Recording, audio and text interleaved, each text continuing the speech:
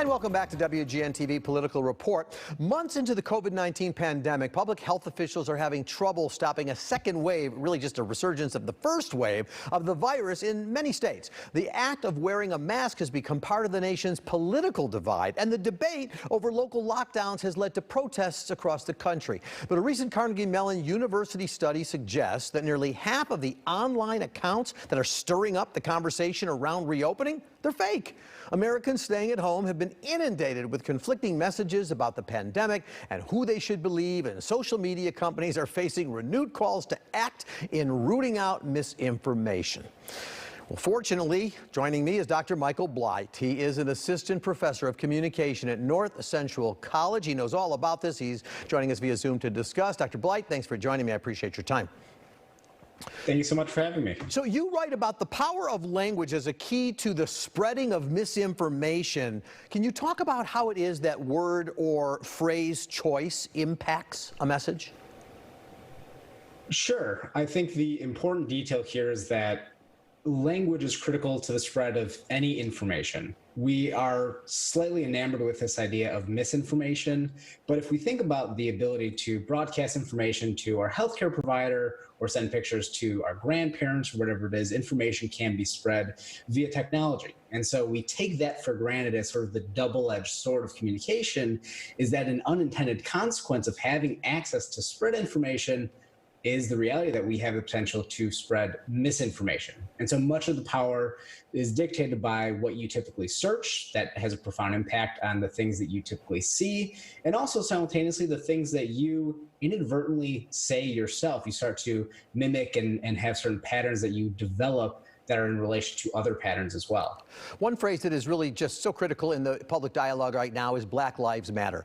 And whether you say Black Lives Matter or if somebody says all lives matter, that's a problem. And of course, this past week, President Trump referring to Black Lives Matter, though his press secretary denied that he meant this, but he said that was hate speech. Just sort of curious as to your reaction to that phrase, and again, all the disruption between people when they say all lives matter, Black Lives Matter, and then calling it hate speech. What does this mean? Sure. Well, Trump was on the receiving end of a hateful conduct policy temporary ban on Twitch.tv recently. His campaign was, but we could talk about that at a later point. It certainly is important to note that Black lives do matter.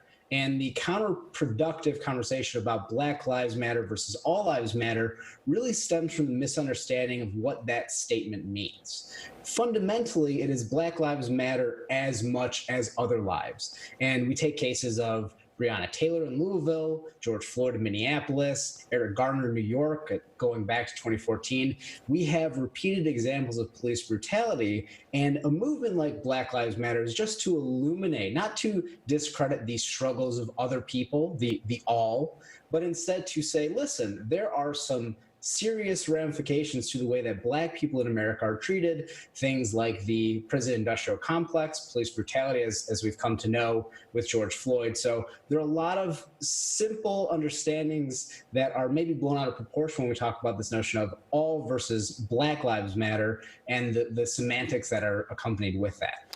You know, everybody has guts when it comes to going on social media, right? We can say things we would never say to somebody's face. You indicated actually that half the Twitter accounts on the issue of reopening are bots. They're fake. I'm just sort of curious, for the average person, how do we know if is it the misspelling and all the bad language we see, or is that just somebody who can't write?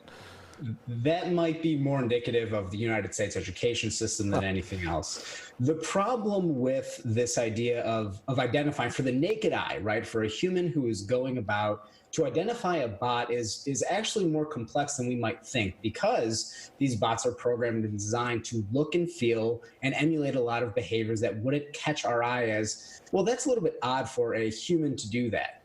Instead, in the instance of half of the Reopen America bots being identified by Carnegie Mellon study, what they found is that they use very specific, what they call bot hunter tools, to identify and flag accounts that do things such as tweet more rapidly than a human could typically, accounts that change the country location that they're tweeting from, as well as finding the frequency of the tweets, and how often they use specific hashtags and mention specific other users. So what those bot tools, those bot hunting tools do is actually do something that humans Twitter typically cannot do, which is look at the frequency, look at the word choice, look at the hashtags, and use that in a major algorithm to identify and pinpoint that, yes, approximately half of those Twitter accounts were bots. You've drawn a distinction between fake news, which everybody talks about, and false news. Talk about that. Sure. I think this idea of fake news is certainly the politicized version of false news. If we're really spending a lot of time into the semantics of fake versus false, you might pull out a thesaurus and find that they're more closely related than we think. Fake news, especially hashtag fake news, is something that we typically look at in terms of, okay, this is a term that was used and it is frequently used by Trump during his campaign, by Trump supporters currently in 2020. False news, on the other hand, is something that is used more routinely when it comes to journalism and citing sources. So we know if we were to imagine a continuum of how people identify the credibility of a source, we think about two ends of the polar. There is truthfulness and there is falsehood.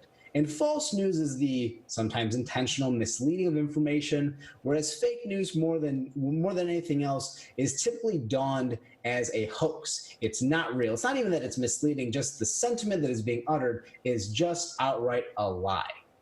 I wish I had an hour to talk to you, but we're out of time. But thank you. It's fascinating stuff. Dr. Michael Blight from North Central College. Thank you, sir. Enjoy your weekend. And we're going to take one last break, and we're coming right back.